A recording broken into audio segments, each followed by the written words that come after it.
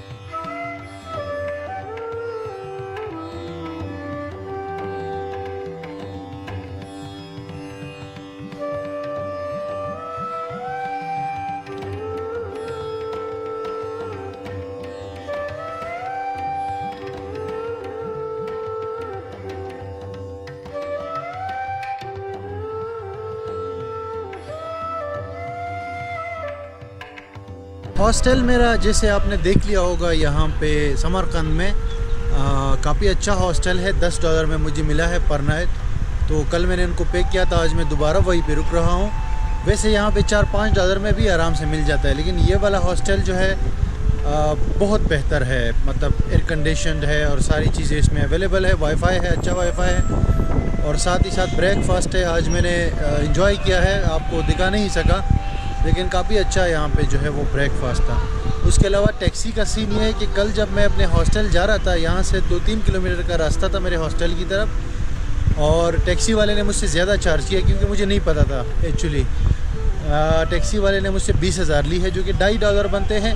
ठीक है, लेकिन ज़्यादा थे वो, क्योंकि हॉस्टल वाले ने मुझे कहा कि आप यहाँ पे आराम से 3-4 हज़ार में 2-3 किलोमीटर में घूम सकते हैं।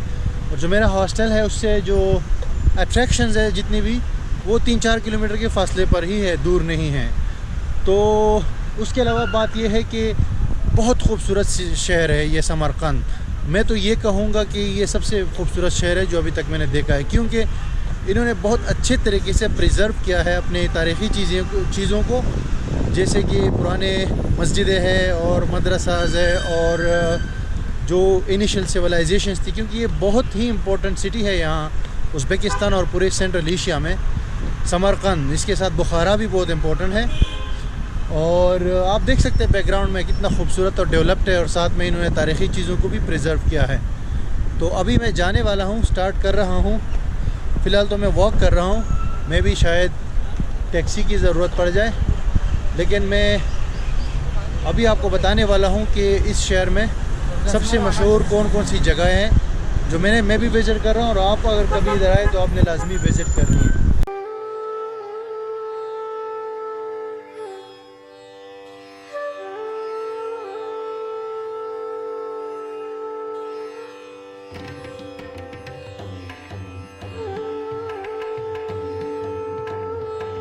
यहाँ पे चूँकि सिविलाइजेशंस रही है बहुत सारी, इसमें इस्लामिक सिविलाइजेशन भी है, और चूँकि ये सिल्क रोड पे वाक़या है सिटी, बहुत इम्पोर्टेंट सिटी था उस ट्रेड के हवाले से चाइना के साथ। तो जो भी जगह मैं विज़िट करने वाला हूँ वो 400 साल, 500 साल, 800 साल पुरानी जो है मस्जिदें हैं, कम्प्लेक्सेस है, मदरसाज है, म्यूज़ियम्स है। इसमें सबसे मशहूर जो है वो है रेगिस्तान स्क्वायर। उसके बाद है गुर अमीर, ये भी एक 600 साल पुराना म्यूज़ियम है। बीबी खानिम मोस्क 400-500 साल पुराना मस्जिद है, ये मैं विज़िट करने वाला हूँ अभी थोड़ी देर में। शाह जिंदा एक जगह है, बहुत ही मतलब म्यूज़ियम टाइप है, टुम्स है वहाँ पे, तारीख़ी जगह है, और ये सारे उसी ज़माने की इन्होंने अभी तक प्रिजर्व की हुई चीज़ें। उसके अलावा 2-3 और जगह हैं, तो शाम तक मेरे ख़्याल से मैं कर लूँगा। अभी आप बैकग्राउंड में देख सकते हैं, ये एक बेसिकली यूनिवर्सिटी है, यहाँ पे शहर के सेंटर में वाक़ है। बहुत ही खूबसूरत डिज़ाइन है इसका भी। तो अभी स्टार्ट करते हैं। वैसे तो मैंने नाश्ता भी कर लिया था ये अपने हॉस्टल में, हल्का फुल्का, लेकिन अभी मैं सोच रहा हूँ क्योंकि 1 बजे का टाइम है, तो मैं सोच रहा हूँ कि कोई हल्का फुल्का जो है शवरमा या सैंडविच वगैरह कर लूँ। और उसके लिए यहाँ पे है ये छोटा सा फास्ट फूड रेस्टोरेंट। तो ये रेस्टोरेंट भी आपको दिखाता हूँ, और यहाँ पे प्राइसिंग वगैरह और शवरमा।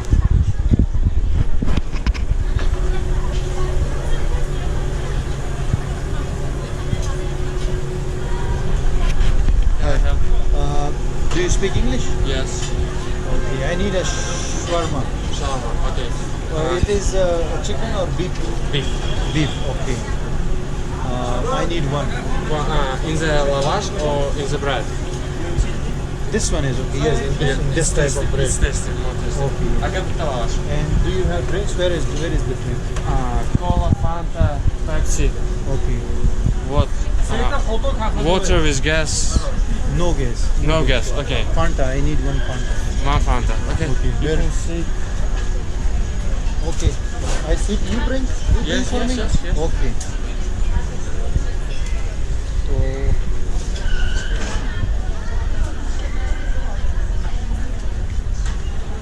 सॉरी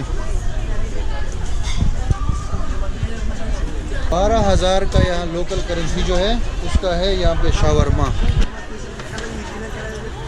और 12,000 का शावरमा है जो कि तकरीबन $1.5 बनता है। तो इतना महंगा नहीं है, अभी आएगा तो मैं आपको दिखा भी देता हूँ। और उसके साथ फिर फांटा वगैरह आप ले सकते हैं। और ये यहाँ का सीन है, रात को मेरे ख्याल से मुझे सही खाना खाना चाहिए, और अभी के लिए ये काफ़ी है मेरे ख्याल से। गर्मी बहुत ज़्यादा है यहाँ समरकंद में। तो आज की कल के लिए मैंने टिकट परचेज़ कर ली है। कल मुझे यहाँ से जाना है ताशकंद, उसके लिए मैंने ऑलरेडी ट्रेन की टिकट परचेज़ की है 50,000 यहाँ की लोकल करेंसी में, जो कि तकरीबन $6 बनते हैं। इतना महंगा नहीं है। जो फास्ट ट्रेन थी वो उसकी टिकट्स ख़त्म हो गई है, तो अभी मुझे स्लो वाली ट्रेन में जाना है, लेकिन वो भी 5 घंटे में पहुँच जाएगी वहाँ पे।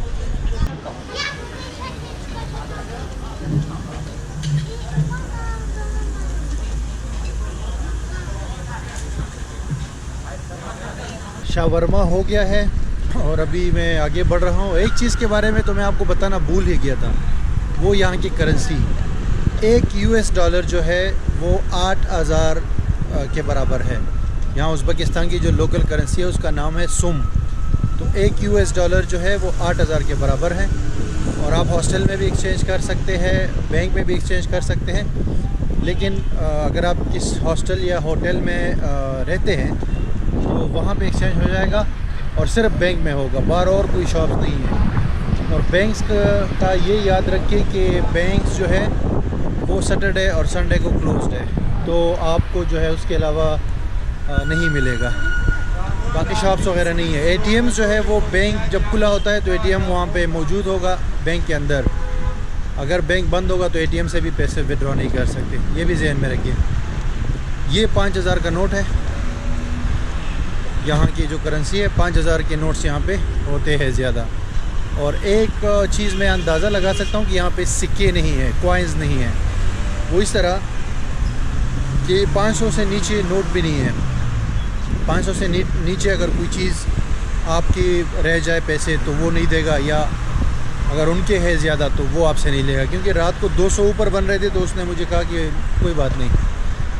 और ये चीज़ ध्यान में रखिए। बाकी 2-3 जो है इम्पोर्टेंट आपको मैं यहाँ के बारे में फैक्ट्स बता देता हूँ जो अभी तक मैं आया हूँ और मुझे पता चला है। तो वो भी आपको मैं इसलिए बता रहा हूँ क्योंकि मतलब ज़रूरी है। वैसे बज़ाहिर तो उज़्बेकिस्तान जो है ये एक मुस्लिम कंट्री है, लेकिन यहाँ के जो एनवायरनमेंट है वो बिल्कुल ओपन है। कोई भी कपड़े पहन सकता है, मतलब ख़ासकर मैं ख़वातीन की बात कर रहा हूँ। फ़ीमेल जो है किसी भी किस्म का ड्रेस कर सकते हैं, लेकिन यहाँ पे चेहरा छुपाना यानी नकाब करना वो जो है जुर्म है। आपने अगर अपना चेहरा छुपा लिया तो आप 15 दिन के लिए जेल जा सकते हैं। तो ये एक चीज़ यहाँ पे है। दूसरा ये है कि यहाँ पे लैंग्वेज इंग्लिश जो है बिल्कुल यूजेबल नहीं है।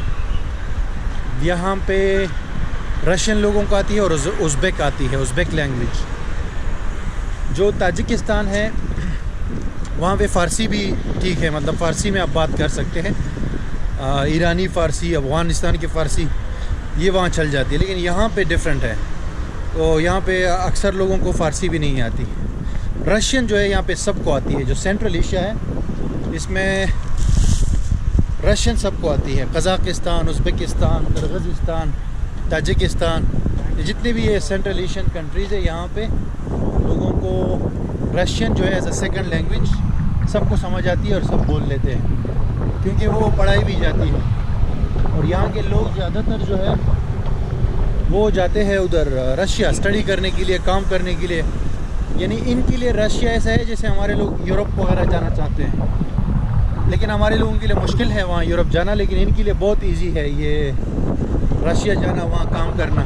क्योंकि रशियन गवर्नमेंट जो है वो इनका काफ़ी साथ देती है, हेल्प करती है, क्योंकि ये पहले रशिया का हिस्सा थे ना ये सारी कंट्रीज़। और सेंट्रल एशिया इसको इसलिए कहा जाता है, इस पूरे रीजन को, क्योंकि ये एशिया के बिल्कुल बीच में वाक़ है, बिल्कुल सेंटर में वाक़ है, इसलिए इनको वो कहा जाता है, सेंट्रल एशिया कहा जाता है। तो अभी मैं यहाँ पे वॉक करते करते अपने पहले अट्रैक्शन पे आ गया हूँ। उसका नाम है गुरे अमीर। ये बेसिकली एक वो है, म्यूज़ियम है।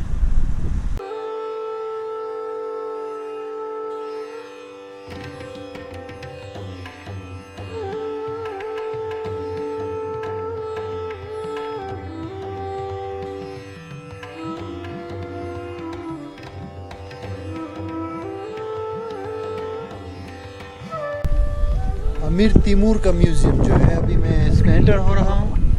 गुरे अमीर लिखा हुआ है गूगल में। मेरे ख्याल से यहाँ के लोकल ज़ुबान में म्यूज़ियम को गुर कहते हैं। तो इसकी फ़ीस है, अभी पूछते हैं, मेरे ख्याल से कितनी होगी। How much is the ticket? अस्सलाम वालेकुम। How much? 22. This is Gure Amir. Yeah, this grandfather is Babur. Babur. Yeah, grandfather. Gur Amir. Yes, Gur Yeah. Amir. Farsi, Uzbeki zuban. Museum Gur. Farsi, Gur Qabr. Oh, Qabr Amir. Qabr Amir. Gur Amir. Gur min Qabr. Akija sawa. Ma Pakistan. Shamadi. Oh, tashakkur. Farsi fahmedi? خانم بینظیر بخدا تشریف کردن اینجا. हाँ, शहीद शुदा. شهید بله. शहीद शुदा. خیلی زن خوب بود.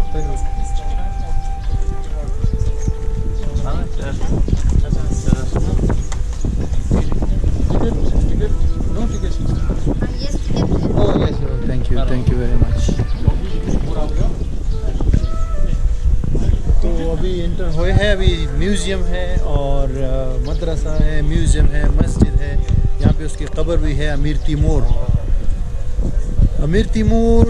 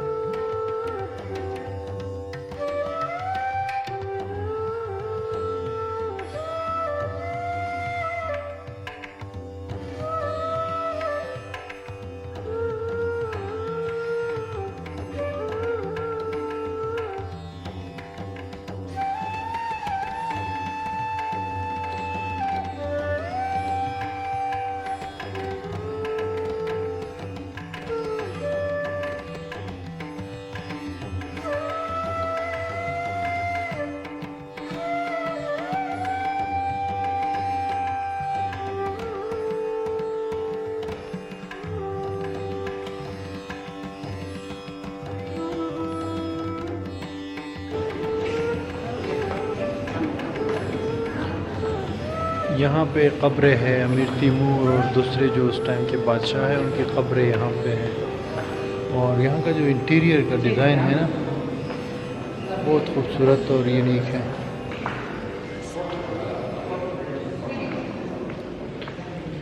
काफ़ी सारे tourist आए हुए यहाँ पे।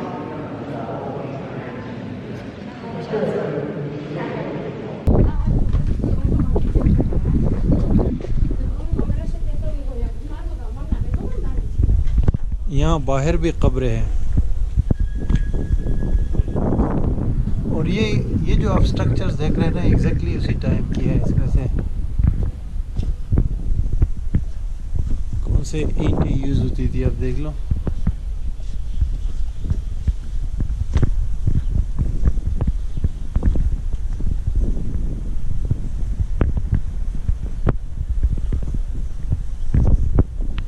ये पूरा एक कॉम्प्लेक्स है, बहुत सारे हिस्से हैं इसके।